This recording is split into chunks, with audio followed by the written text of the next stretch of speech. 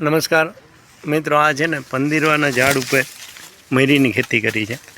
આ પંદીરવાનું ઝાડ છે. જો તમને ઉપર આ પંદીરવાના પાંદડા દેખાય, હવે તમે આ પંદીરવો આવી રીતે વાવી દો અને પછી આમાં આ વેલા તમે ચડાવી દો, એટલે તમારે માત્ર એક જ વખત વેલા ચડાવવાના રહે આવી રીતે.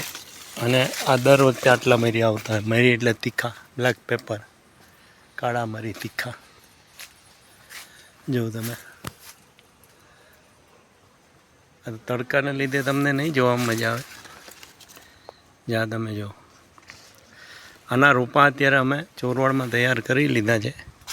અને આ ફણસના ઝાડ ઉપર છે, એટલે કે જેકફ્રૂટ ઉપર. આ જેકફ્રૂટ ઉપર છે, ફણસનું ઝાડ છે. પછી આ ગ્લીસીડિયા છે, એટલે કે સેવફૂલી કહેવાય આને. જ આવી રીતે આ સેવફૂલી ઉપર ગ્લીસીડિયા ઉપર છે. આ ગ્લીસીડિયાનું કામ છે ને, એ તમારે નાઇટ્રોજન ફિક્સેશન નહીં કરે છે. અને આના તમારે ક્યાંય ઉંદર આવતા હોય ને, તો આના કટકા તમે ખાલી મૂકી દો એટલે ઉંદેડા હોવાનું બંધ થઈ જાય. વધુ વિગત માટે તમે અમારો કોન્ટેક કરી શકો છો. Shivshakti nursery farm, Chorwad, Junagadh.